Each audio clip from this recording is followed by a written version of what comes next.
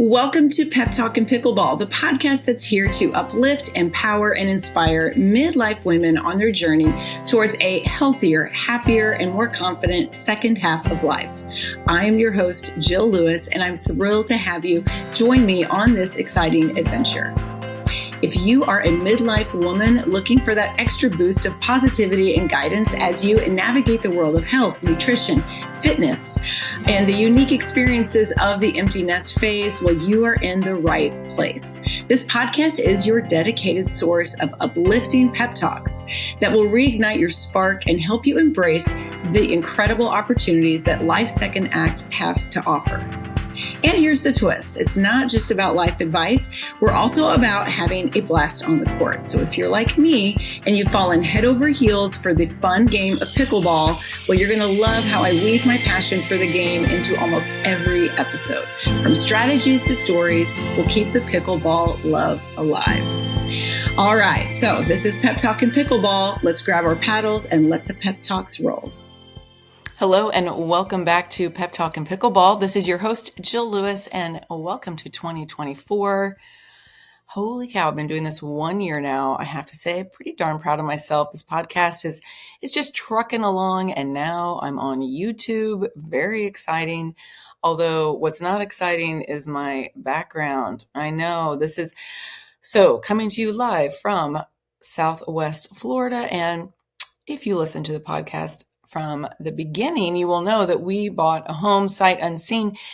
Well, we did a video tour and we had some friends of ours look at the house. They were like, the bones are amazing. It definitely needs updating. And we had to buy the house all furnished.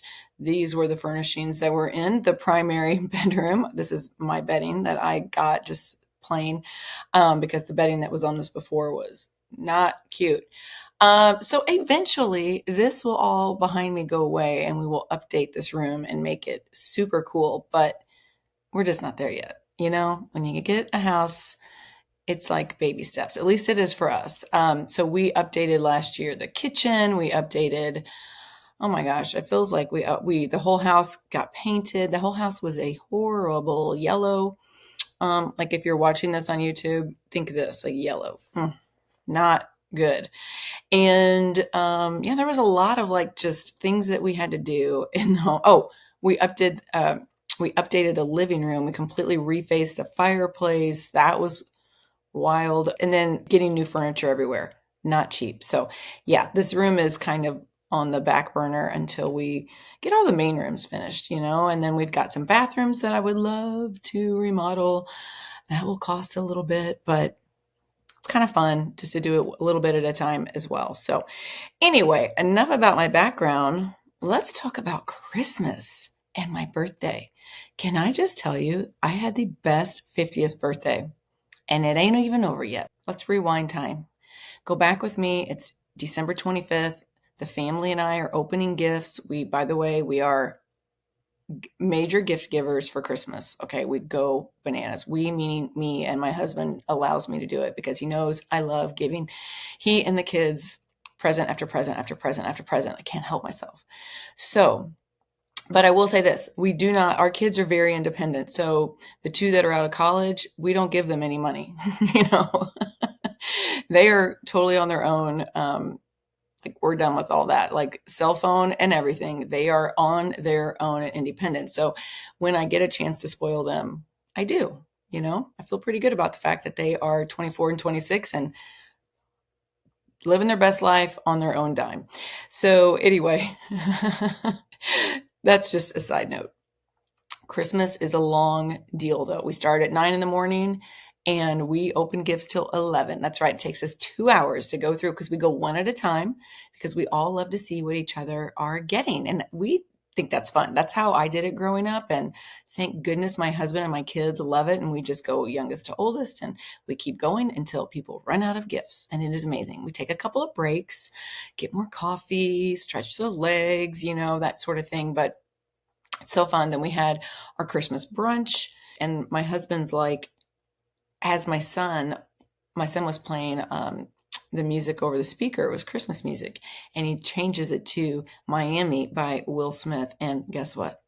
My husband surprised me with a 2-day trip to Miami for my 50th birthday. He's like, as soon as we're done eating, we're packing up and we're heading to Miami, which is about 2.5, 3 hour drive. I was freaking out.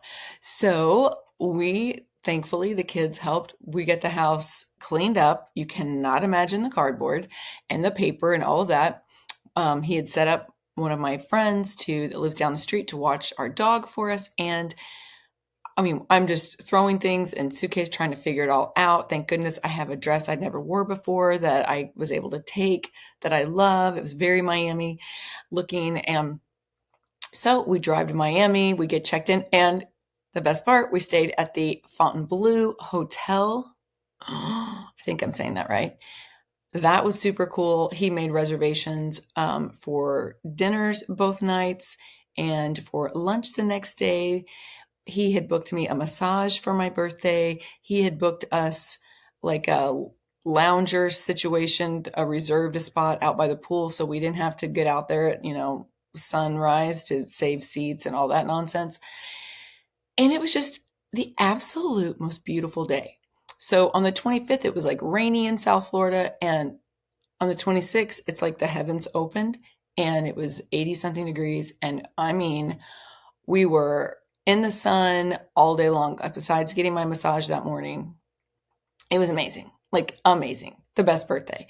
So then at dinner that night, well, first of all, on Christmas night, we ate at a restaurant in the resort that is called Hakkasan.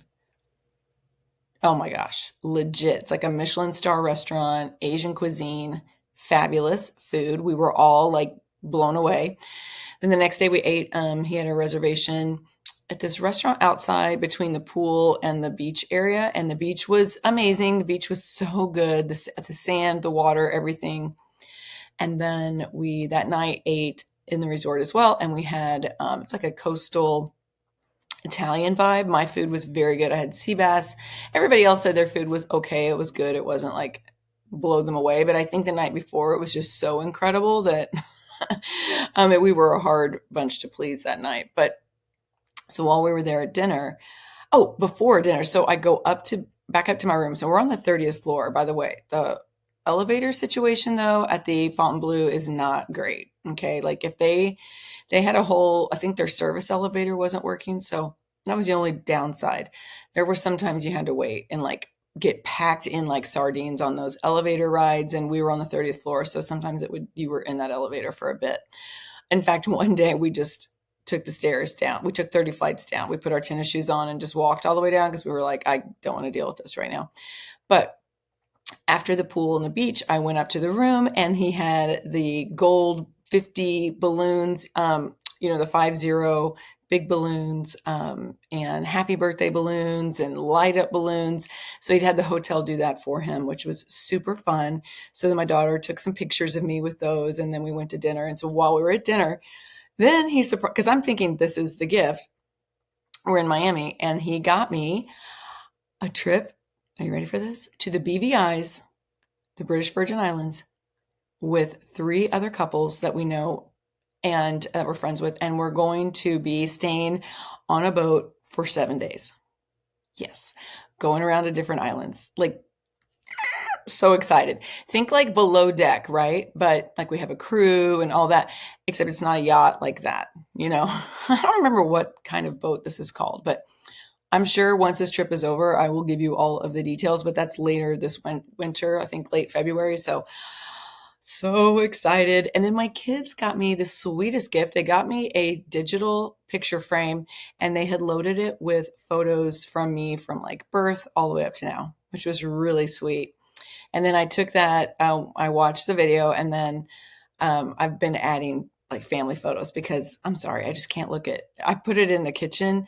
I'm like, I can't just look at pictures of myself, especially these tragic photos from me in junior high and high school. It's like, no. So I was like deleting those and then adding ones of my kids' family, my, extended family or whatever. So anyway, I loved my birthday. Really, really fun. So now it is New Year's Day.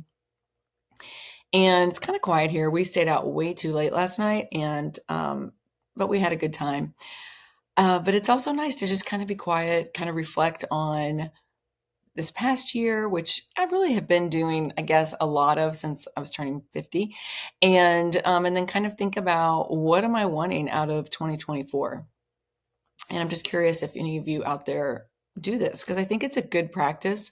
I'm not really like my New Year's resolution. I don't really call it that. I do think of words for the year. Um, and once I do that, if I think of like a word for the year, and then that kind of gets my creative juices flowing on what are my goals. I'm really more into goal setting than I am just overall attitudes, I guess. But I don't know if you've seen on social media, a lot of people are talking about their word of the year. So I probably have two words of the year. And the first one is going to be discipline. Discipline. And the second one is strength. So strength, you could look at that a lot of different ways, but it's really for me going to be about the, physical strength on my body. I started in the second half of this year, really going deeper with my strength training and being a lot more intentional during those workouts. I mean, I feel like I've always done strength workouts since becoming part of the faster way, but just really being more intentional while I'm doing it, doing more, especially like with my legs and just trying to get stronger. I feel like strength is something that a lot of women are just, it's never a goal of theirs. And most women just want to get skinny. And I think that is so backwards because if you get strong, you're going to have muscle on your body and you're going to have less fat. So, and it's such a better mindset shift to make instead of just being negative and thinking about, all this negative self-talk in your brain about wanting to be smaller. Instead, flip that script. Think about how you want to get stronger because as you age, okay, especially women that are, my age and older, as you age, you are losing muscle every year just naturally. Okay, that's just a natural occurrence that happens. If you're not focused on strength training, imagine what you're going to be like okay, so I just turned 50. In 20 years, if I'm not doing anything about my strength training, like how weak I'm going to be. You got to use it or lose it pretty much, especially as you get older. And you can't recover. Like when you're 70 and you are weak, you can't recover from things like you could when you were 50, when you were 40, when you were 30, because you just don't have the muscle on your body. So it's a really important goal that I would love for a lot of you out there to have instead of just focusing on losing weight, losing weight, losing weight. Start focusing on getting strong. And guess what? The weight's going to come off eventually. It's going to. It's going to happen in a much better, happier, more sustainable way.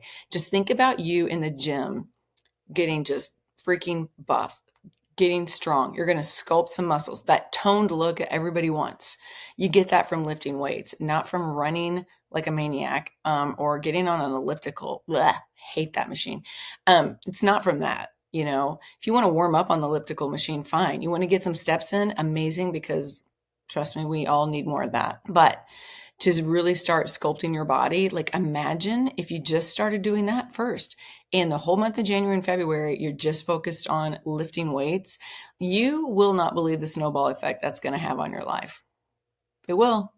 It will. I've seen it, but when you start out just thinking, I want to lose weight, I want to lose weight, I want to get skinny, it's a very negative kind of mindset to be in. And it like you start thinking in terms of restriction.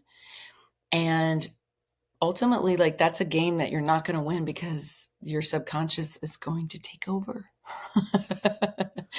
So your motivation will wane and you don't have any discipline. It's just not, and it's not even your fault. Like this is just what happens with people. So I think instead, like go, all right, I'm just going to get strong and see, and then we're going to go from there. I'm telling you, it's going to snowball because you're going to go, you know what? Now I'm going to start adding some extra protein in my diet.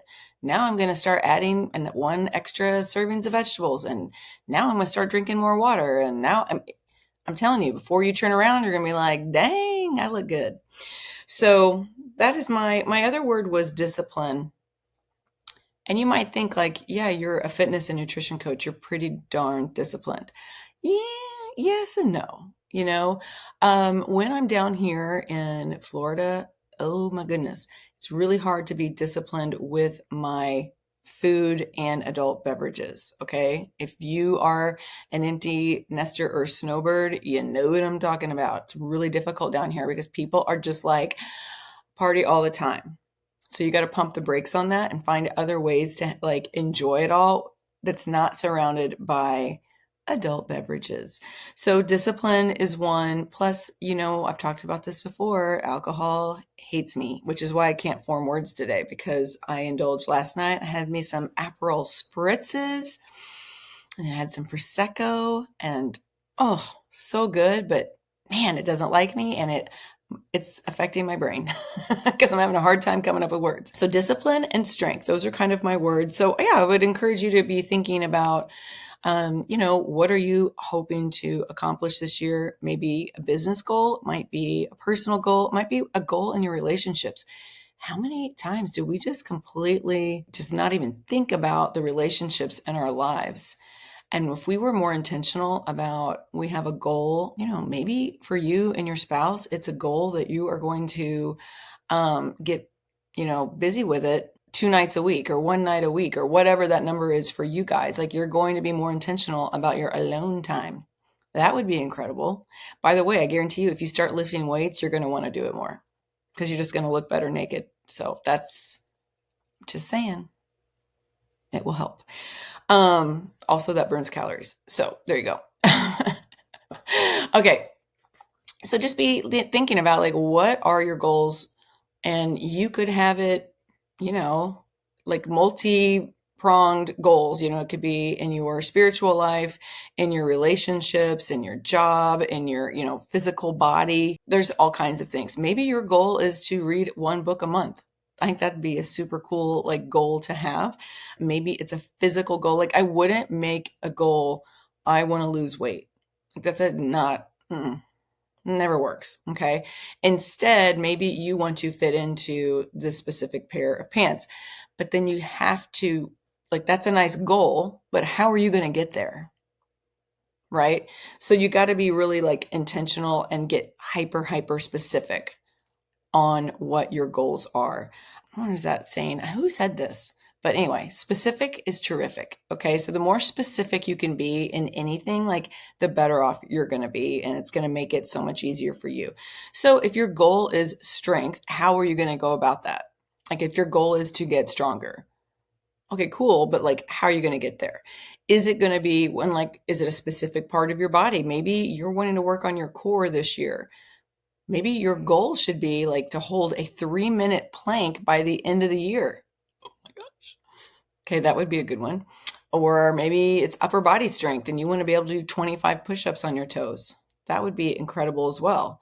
Maybe it is mobility, flexibility. Maybe it's learning something new. So I don't know. There's just so many things that you can think about. Like for me, like of course, I want to dominate in pickleball. How am I going to do that? Well, I need to drill more, take some lessons, but drill. So you got to have like, you can't, it's not enough to just sit here on January 1 and say, I want to lose weight. I want to, get strong. Like you got to get like hyper specific on like how you're going to go about that. Also, let me say one thing about the weight factor. Always not, it's not a great way to measure your progress. One, it's really defeating and it makes it, if the scale isn't, first of all, the scale isn't linear, meaning that it's not just going to start here and go down. It's like, your weight fluctuates.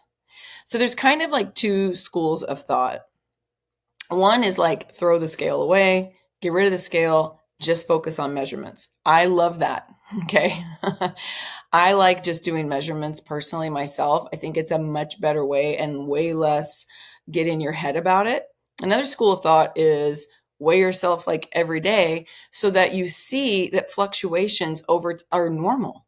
Like it's just normal. But if you can't handle seeing that, then I would just get rid of the scale in general. Typically with like my new clients that start working with me for the first 6 weeks, I'm like, don't wait, just have your family hide the scale.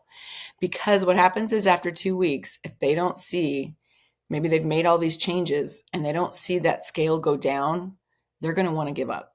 And that's the worst thing you can do. Most women give up right before they were going to have massive changes in their physical body. The same thing can be true with your job. So you never know when things are going to switch and you're going to start seeing mad results. But also in general, the number on a scale, we are not supposed to weigh what we weighed in high school for the rest of our lives. Okay. I probably weigh 20 pounds more. And I guarantee you that my body composition looks better than it did when I was in college. I know that for sure. In my 20s, I know that I'm wearing a smaller size than I did. I know that things are just leaner. So, but I weigh 20 pounds more. So the scale doesn't mean much to me at all. I think it's something silly that we get attached to. I think what you need to pay attention to is those measurements.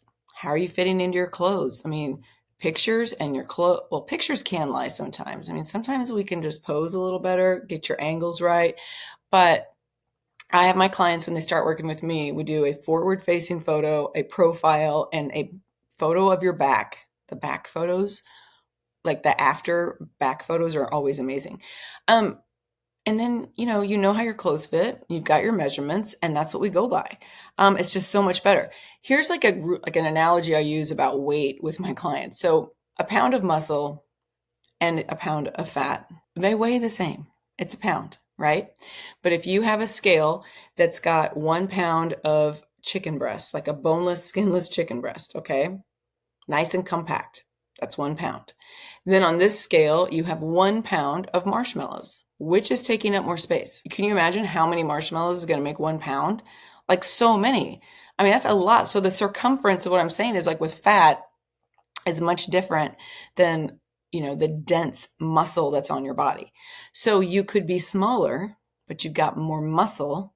So the scale isn't going to go down as much as you would think, but that's okay. That's okay. So that's why we do measurements. Anyway, kind of got sidetracked with that, but that's again, another reason why I think that weight is just absolute silliness to be obsessed with, because people are. Okay. So you've got your goal. Hopefully you're thinking about what's my goal this year? If you want to call it a New Year resolution, you can, but what is your goal for the year? How are you going to achieve it? You need a plan. What plan is best? I got a little triggered. I didn't say anything. I really wanted to, but I didn't, because people just don't know. And sometimes it's if they're not asking me, I don't want to throw my 2 cents into a conversation with strangers and get into an argument on social media.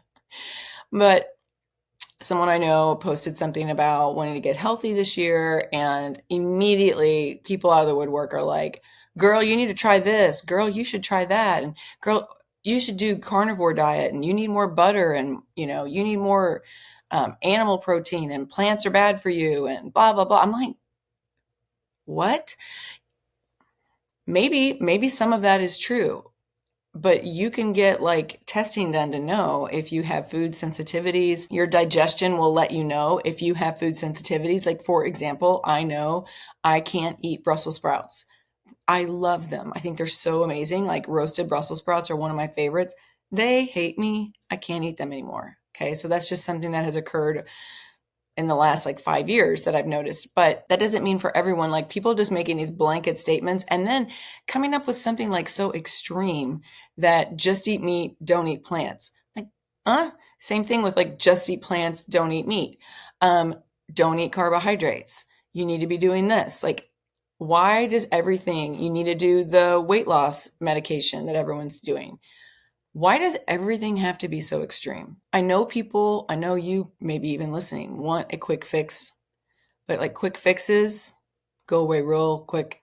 Okay. When you lose weight really fast, typically it comes back even faster. Not great. So if you've been on the yo-yo dieting train, you know what I'm talking about. If you've ever gone super low carb, you've tried keto, you're like, oh yeah, lost 10 pounds. Then what happened?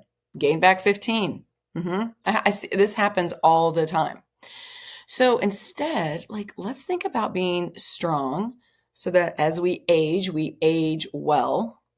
Because also, like I said, strong looks really good.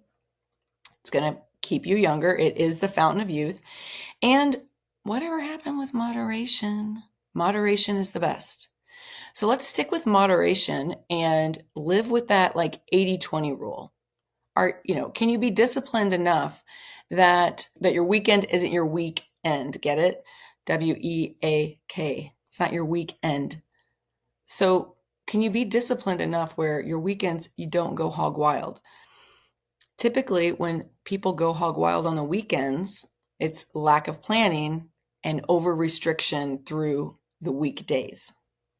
So kind of do some self-reflection right now and just be like, how am I doing through the week? And then what is happening on the weekends that I'm absolutely losing control? Because spoiler alert, the 80-20 rule does not work if you eat clean Monday through Thursday and then you go off the rails Friday, Saturday, Sunday. Because guess what? That's not 80-20. Okay. That's like almost 60-40 if you round up. But that's not what I'm talking about.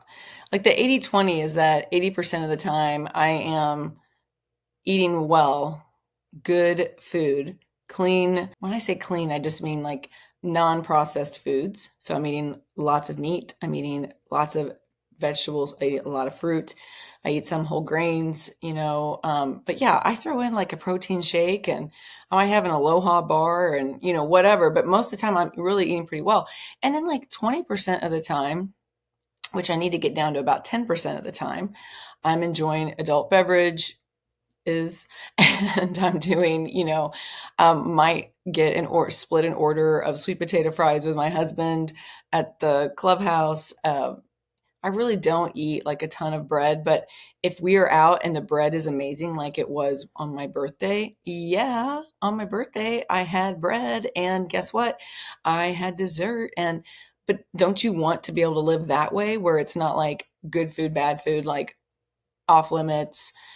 And because I don't really ever feel like I fell off the wagon over the holidays. To me, it was like I just enjoyed the holidays. I don't feel like I lost control of anything. Um, and I think that's because I don't really overly restrict my calories through the week, So on the weekends, I make sure that I have good food in the house. I make sure that I've got some pre-cooked protein ready to go at all times. I'm not great at meal prepping. I wish I was, but I'm just not. Maybe that's your goal this year. Maybe your goal this year is meal prepping so that on through the week, you've got great food to eat. I mean, think about how that would take stress off of your plate and it's going to ultimately help you lose weight, get healthier. Sounds pretty amazing. Okay. I like to get off on these little tangents, as you can tell. So what plan is the best? Well, everyone's different. Bioindividuality is a thing. Okay. I just think that in general, just don't be extreme with what you're doing. And you want something that's going to be sustainable, that there's no like end date, So like my clients, they're going to sign up, they work with me for 6 weeks, but I always tell them like, listen, my goal for you is to not at the end of the 6 weeks go back to your life as it was, because then I feel like, oh, I absolutely failed you. So instead, I want you to think, this is something that I'm going to continue on. So you don't have to make all these changes overnight. My clients, they're doing like they're 6 weeks of kicking off the rest of their life. So it's okay if you don't do everything on day one. Kind of drip it in slowly, like I was talking about. Just focus on one thing for the month of January. Maybe the month of January is going to be working out, like doing strength workouts. Maybe it's just going to be drinking water, whatever, but you're going to continue to add on. I hate how extreme people think they need to be. And I also really loathe the fact that the results have to come like tomorrow. Calm down, people. The weight didn't come on in one day, right? Oh my goodness. Anyway, everybody wants that quick fix. I get it. But moderation's where it's at. It's a lot more enjoyable. You can't believe the people that make comments about like, oh, I didn't think you would be eating that. And I'm like, well, I mean, I do because it tastes good and I don't do it all the time.